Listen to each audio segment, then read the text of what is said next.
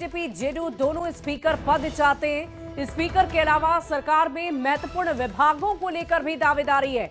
BJP हर हाल में speaker का पद अपने पास ही रखना चाहती है।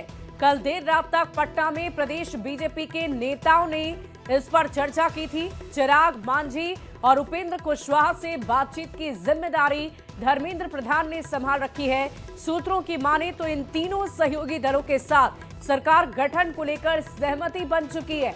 19 नवंबर को बीजेपी और जेडीयू विधानमंडल दल की अलग अलग बैठक बुलाई गई है। दोनों दल की बैठक के बाद एनडीए विधानमंडल दल की बैठक भी 19 नवंबर को होगी। 20 नवंबर को पटना के गांधी मैदान में शपथ ग्रहण समारोह होगा। इस वक्त की बड़ी खबर आपको बता रहे हैं। देखिए, जिस तरीके से उम्मीदवारों को लेकर, सीटों को लेकर मंथन चल रहा था चुनाव से ठीक पहले, ठीक वैसे ही अब पद को लेकर किसे कौन सा विभाग देना है, कौन मंत्री बनेगा, कौन विधायक बनेगा, कौन स्पीकर रहेगा, इस पर चर्चा हो रही है। और देखिए, विधायक तो जनता ने तय कर दिया है, लेकिन अब मंत्री कौन बनेगा, किसे कौन सा विभाग देना है, कौन स्पीकर बनेगा, इस पर चर्चा चल रही है।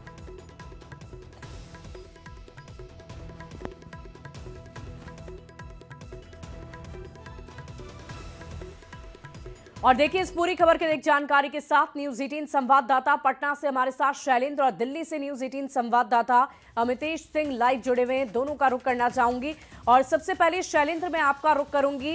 ये मंथन लगातार चल रहा है। सूत्र हमारे ये बता रहे हैं कि स्पीकर पद को लेकर दोनों ही दल दावेदारी कर रहे हैं, तो क्या वजह हो सकती है? स्पीकर पद क्या इतना महत्वपूर्ण हो जाता है?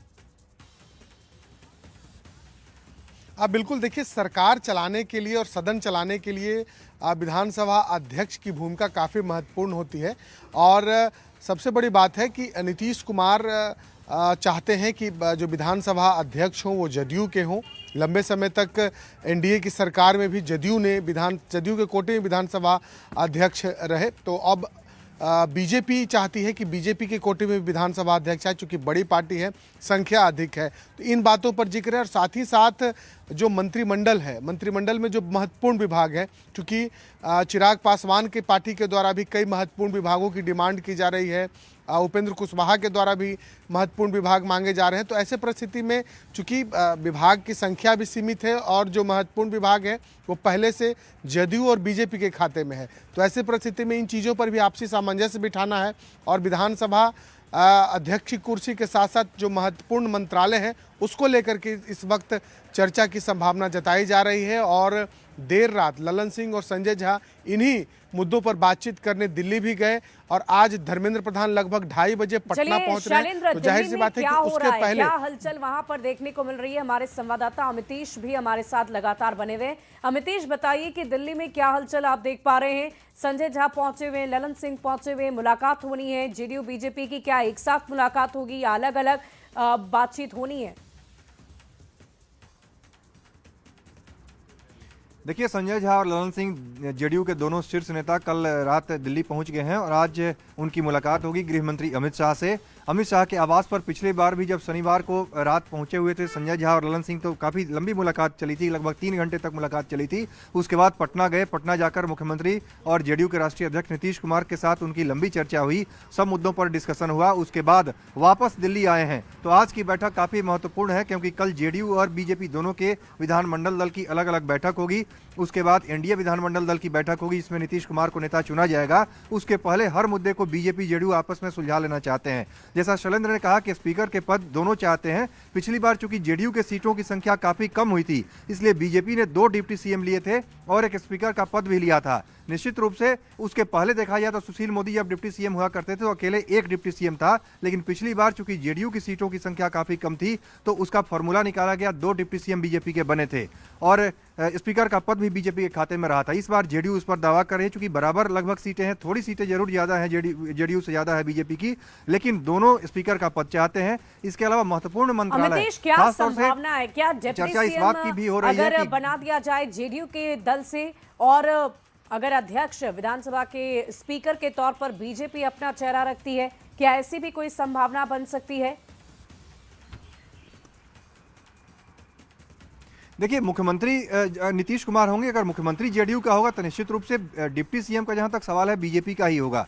डिप्टी सीएम कितना होगा इसको लेकर के चर्चा जरूर होगी। आज की बैठक में अंतिम मुहर लगेगी। बीजेपी क्या चाहती है, क्या फॉर्मूला दिया जाता है, क्या एक डिप्टी सीएम होगा या 2 डिप्टी सीएम होंगे, 2 डिप्टी सीएम के साथ साथ फिर स्पीकर का पद किसके पास होगा। और अमूमन 2 बड़ा मंत्रालय जो अब तक देखते हम लोग आए हैं पिछले 20 सालों से कि नीतीश कुमार के पास ही गृह मंत्रालय रहा है, होम मिनिस्ट्री उनके पास रही है, और वित्त मंत्रालय जो रहा है वो सुशील मोदी पहले संभालते थे, बाद में सम्राट चौधरी के पास गया, इसके पहले तारकिशोर प्रसाद के पास था। तो निश्चित रूप से जो वित्त मंत्रालय और गृह मंत्रालय जो महत्वपूर्ण मंत्रालय है, क्या उसमें कुछ एक्सचेंज हो सकता है आज की बैठक में, इस पर भी चर्चा होने की संभावना जो हमारे सूत्र बता रहे हैं उसके मुताबिक। संवाददाता शैलेंद्र भी लगातार पटना से बने हुए।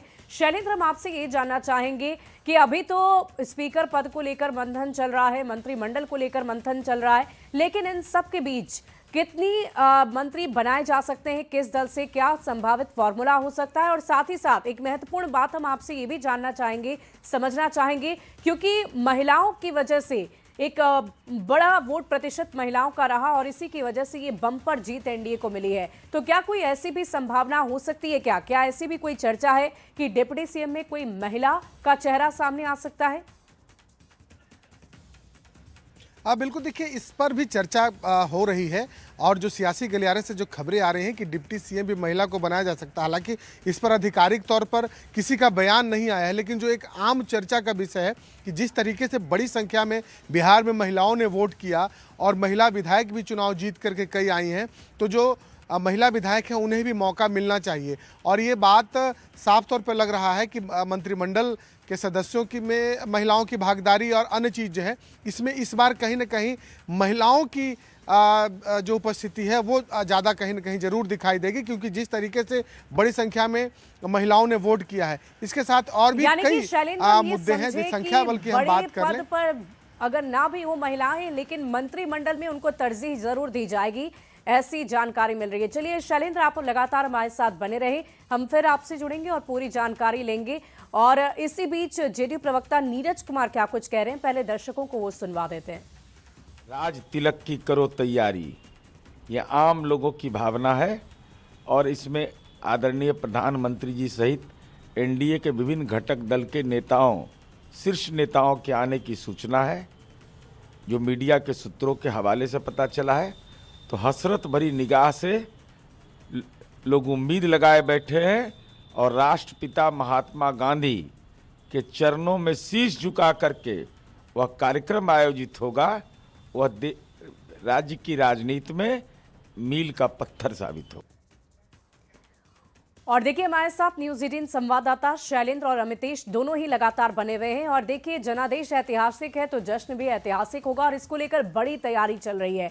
और इसी बीच क्या तैयारियां चल रही है राजधानी पटना के ऐतिहासिक गांधी मैदान में, इसकी जानकारी शैलेंद्र से ले लेते हैं। शैलेंद्र, क्या तस्वीरें गांधी मैदान में आपने देखी है, कैसी तैयारी चल रही है? देखिए भव्य तैयारी है और 2005 के बाद एक बार फिर से मुख्यमंत्री नीतीश कुमार गांधी मैदान में शपथ लेंगे और इस शपथ ग्रहण समारोह में प्रधानमंत्री नरेंद्र मोदी, अमित शाह, जेपी नड्डा के साथ साथ एनडीए शासित राज्य के सभी मुख्यमंत्री, उप मुख्यमंत्री और एनडीए के जो अन्य सहयोगी होंगे वो आएंगे। लिहाजा एक 2 बड़ा मंच बनाया जा रहा है जिस पर एक और एनडीए के विधायक भी रहेंगे और तमाम जो बड़े चेहरे वो भी रहेंगे। और सबसे बड़ी बात है कि चूंकि गांधी मैदान एक काफ़ी बड़ा इलाका है, काफ़ी बड़ा मैदान है, तो वहाँ लाखों की तादाद में लोग भी पहुँचेंगे अलग अलग जगहों से। जो अलग अलग जो विधायक चुनाव जीत करके आए हैं वो तमाम लोग और उनके समर्थक वहाँ पे मौजूद रहेंगे। तो एक बहुत ही बड़ा, भव्य और ऐतिहासिक कार्यक्रम किया जाना है और कहीं ना कहीं इस शपथ ग्रहण समारोह से एक मैसेज भी देश में दिया जाएगा एनडीए की एकजुटता का, क्योंकि एक बड़ा मंच होगा जिस मंच पर एनडीए के तमाम घटक दलों के साथ साथ देश के प्रधानमंत्री नरेंद्र मोदी भी मौजूद होंगे। जी वाकई शैलेंद्र, बड़ी तैयारी की जा रही है। और इसी बीच अमितेश से हम जान लेते हैं, क्योंकि आपने अभी अभी चर्चा की कि बहुत सारे दिग्गज लोग दिल्ली से भी, अलग अलग राज्यों से भी मुख्यमंत्री एनडीए घटक दल के बड़े चेहरे आ सकते हैं। अमितेश, कौन कौन शामिल हो सकता है, किसी किसी आमंत्रण भेजा गया है, कोई जानकारी आपके पास? देखिए बहुत बड़ी जीत मिली है, ऐतिहासिक जीत मिली है और खुद प्रधानमंत्री ने भी बेतिया की रैली में कहा था जब चुनाव प्रचार के आखिरी दिन गए थे उन्होंने कहा था कि शपथ ग्रहण समारोह में हम आएंगे। तो प्रधानमंत्री का गांधी मैदान पहुंचना, पटना पहुंचना एकदम तय है और प्रधानमंत्री के ही हिसाब से पूरा शेड्यूल तय किया जा रहा है शपथ ग्रहण समारोह का। तो निश्चित रूप से प्रधानमंत्री जाएंगे। इसके अलावा बीजेपी के तमाम जो शीर्ष नेता हैं, राजनाथ जी। सिंह जो कि रक्षा मंत्री हैं, गृह मंत्री अमित शाह और बीजेपी के राष्ट्रीय अध्यक्ष जेपी नड्डा के भी जाने की पूरी संभावना है। इसके अलावा बीजेपी और एनडीए शासित राज्यों के मुख्यमंत्री और उप मुख्यमंत्रियों को भी इसमें बुलाया जा रहा है। तो निश्चित रूप से एक भव्य आयोजन बीजेपी की तरफ से किया जा रहा है, एनडीए की तरफ से किया जा रहा चलिए, है और पूरे वाकई देश में एक मैसेज बड़ी देने की तैयारी कोशिश रखी गई है कि किस पटना तरह के से ऐतिहासिक गांधी मैदान में और भव्य तैयारी है जिसे देखना दिलचस्प होगा। बहुत बहुत शुक्रिया आप दोनों का हमारे साथ जुड़ने के लिए, तमाम जानकारी के लिए। बढ़ते आगे, अब आपको एक